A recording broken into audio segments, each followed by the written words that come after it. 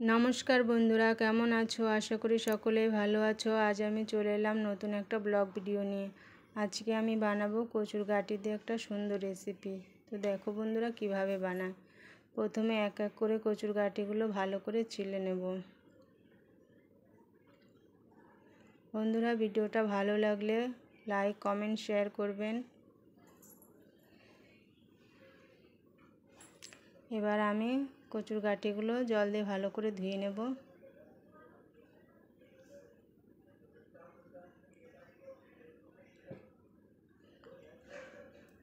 এবার আমি মশলা তৈরি করব। রসুনগুলো ভালো করে ছাড়িয়ে নেব। একটা পেঁয়াজ ছোট ছোট টুকরো করে কেটে নেব। বন্ধুরা চ্যানেলে নতুন হলে চ্যানেলটিকে সাবস্ক্রাইব করে দিও প্লিজ।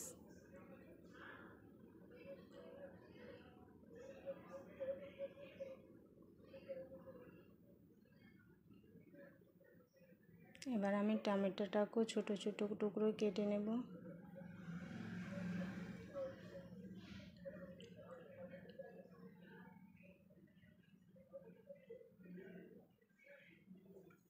এক টুকরো আদা ভালো করে ছুলে নিয়ে ছোট ছোট করে কেটে নেব।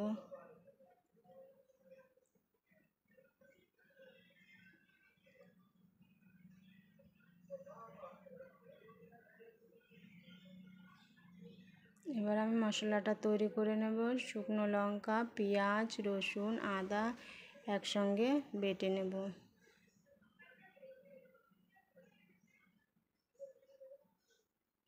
এবার আমি সবজিটা বানানোর জন্য কড়াইতে তেল দিয়ে দেবো। ফোড়নে দেব শুকনো লঙ্কা, তেজপাতা, গোটা জিরে, পেঁয়াজ কুচি, টমেটো কুচি, বেটে রাখা মশলাটা দিয়ে দেব। জিরে গুঁড়ো, হলদি গুঁড়ো, এবার কচুর গাঁটিগুলো দিয়ে দেব।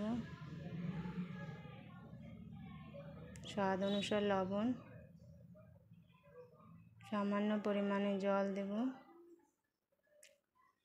ঢেকে ঢেকে সবজিটা রান্না করব আমরা।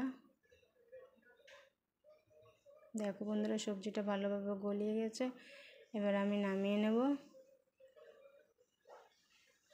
বন্ধুরা আপনার বাড়িতে এভাবে বানিয়ে খেয়ে দেবেন, খুবই স্বাদ। এখানে ভিডিওটা শেষ করছি।